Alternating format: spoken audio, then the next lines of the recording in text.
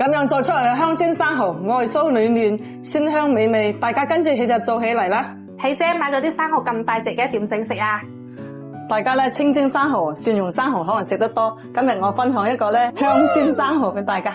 好喎，肯定好香口，好好食。嗱，生蠔咧就叫熱心嘅老闆劏咗噶啦，嗱要買啲又肥又大隻又白又極索嗰啲啊。依家咧就放啲粉啊，吸走嗰啲邋遢嘢佢，慢慢摸下佢，摸乾淨佢吓。嗱，曬乾淨啲生蠔咧就焯一焯水佢，啲水咧一摸摸咁就得啦，唔使好滾嘅。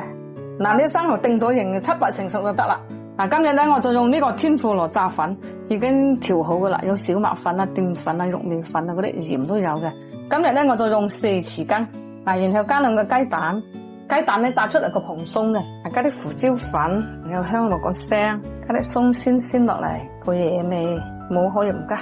覺得唔夠味咧，加少少鹽嚟就得啦。主要你加到個雞蛋，加啲蔥花嚟。依家唔好放水先，撈勻先，撈到佢差唔多唔夠少水先嚟加。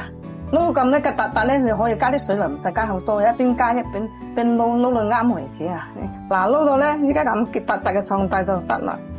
太稀咧就煎唔穩嘅，就會甩嘅。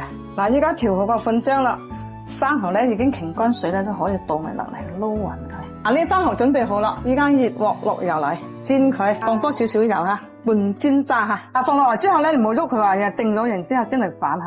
哇，金黃係咪好靚啊？係啊。煎到咁金黃黃就可以出鑊啦。咁啊做出嚟生蠔先外焦裏嫩，你睇入邊仲要汁水啊，正啊！大家中意就點讚支持下佢啊！